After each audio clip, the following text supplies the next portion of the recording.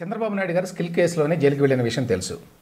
అప్పుడు బెయిల్ కోసం చాలా ప్రయత్నిస్తే ఎట్టకేలకి 53 రోజుల తర్వాత హైకోర్టు బెయిల్ ఇచ్చింది. దాని మీద వెంటనే అప్పటి జగన్మోహన్ రెడ్డి ప్రభుత్వం సుప్రీంకోర్టుకి వెళ్ళింది. సుప్రీంకోర్టులో ఈ కేసు అప్పటి నుంచి కూడా వాయిదా పడుతూ వస్తోంది. తాజాగా నిన్న మళ్ళీ విచారణకు వచ్చింది. నిన్న విచారణకు వస్తే అప్పటి రాష్ట్ర ప్రభుత్వం తరఫున ఈ కేసులో లాయర్ ఎవరు? జగన్మోహన్ రెడ్డి ప్రభుత్వం తరఫున ముకుల్ రోహత్గి. ఆయన నిన్న సుప్రీంకోర్టుకి ఏం చెప్పారంటే, అసలు ఈ పిటిషన్ మీద మేము ఒక నిర్ణయం తీసుకోవాలి రాష్ట్ర ప్రభుత్వం నుంచి. ఈ పిటిషన్ మీద ఇప్పటి రాష్ట్ర ప్రభుత్వం ఉద్దేశాలు ఏమిటో కనుక్కోవాలి.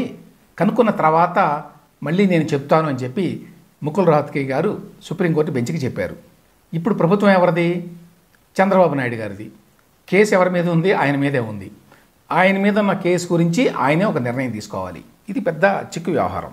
అమెరికా లాంటి దేశాల్లో ఒక పద్ధతి ఉంది. అదేంటంటే, ఇన్ని కేసులు ఉన్నా కూడా ఒక వ్యక్తి అమెరికా అధ్యక్షుడిగా ఎన్నికైతే ఆ కేసుల్ని ఆయన అధ్యక్షుడిగా ఉన్నంత కాలం కూడా వాటిని వాయిదా వేస్తారు.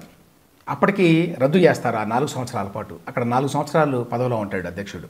తాజాగా డొనాల్డ్ ట్రంప్ మీద ఇప్పటికే 2 కేసులు ఆ విధంగా విత్డ్రా చేశారు. ఎందుకంటే అధ్యక్షుడిగా ఉన్న వ్యక్తి మీద ఇటువంటి కేసులు ఉంటే ఆయన ఎవరైనా బ్లాక్మెయిల్ చేయొచ్చు, ఆయన తన విధుల్ని సక్రమంగా నిర్వర్తించలేకపోవచ్చు అనే ఉద్దేశంతో. మరి అటువంటి విధానం మన దేశంలో అయితే లేదు.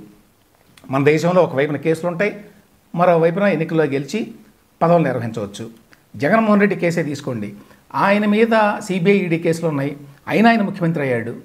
ఇప్పుడు ఏ ప్రాతిపదికన వీళ్ళు సుప్రీంకోర్టుకు వెళ్ళారు? జగన్మోహన్ రెడ్డి ప్రభుత్వం అప్పట్లో చంద్రబాబు నాయుడు గారు చాలా పవర్ఫుల్ మనిషి, ఓ పార్టీ నాయకుడు, మాజీ ముఖ్యమంత్రి, అందువల్ల ఆయన సాక్షులను ప్రభావితం చేస్తాడు, సాక్ష్యాలను తారుమారు చేస్తాడు అని. ఇక్కడ 2 విషయాలు. ఒకటి, ఇప్పుడు ముఖ్యమంత్రి అయ్యాడు చంద్రబాబు నాయుడు గారు, ఇంకా ఈజీ సాక్ష్యాలను తారుమారు చేయాలంటే. కాబట్టి దాన్ని ఎట్లా పరిగణిస్తారో తెలియదు సుప్రీంకోర్టు వాళ్ళు. రెండవది, జగన్మోహన్ రెడ్డి ముఖ్యమంత్రిగా ఉన్నప్పుడు కూడా ఈ పాసిబిలిటీ ఉంది. ఇన్ఫ్యాక్ట్ ఆయన తన కేసుల్లో ఉన్న వాళ్ళని, నిందితుల్ని, సహనిందితుల్ని తన ప్రభుత్వంలో పెట్టుకున్నాడు. అయినా కూడా ఆయన బెయిల్ రద్దు కాలేదే. కాబట్టి ఆ రకంగా చూసినప్పుడు చంద్రబాబు నాయుడు గారి బెయిల్ కూడా రద్దు కాకూడదు. మూడవది, రేపు రాష్ట్ర ప్రభుత్వం తరఫున లాయర్గా ఉన్నటువంటి ముకుల్ రోహత్గి గారు ప్రభుత్వం మారింది కాబట్టి కొత్త ప్రభుత్వ నిర్ణయం ప్రకారం ఈ పిటిషన్ విత్డ్రా చేసుకుంటున్నాము, ఏంటి బెయిల్ని రద్దు చేయాలి అనేటువంటి పిటిషన్ని అని చెప్తే అప్పుడు సుప్రీంకోర్టు ఎట్లా రియాక్ట్ అవుతుంది అనేది తెలియదు. కాబట్టి ఈ కేసులో చాలా ఆసక్తికరమైన అంశాలు ఇమిడి ఉన్నాయి. సుప్రీంకోర్టు ఏ విధంగా స్పందిస్తుందనే చూడాలి దీని మీద.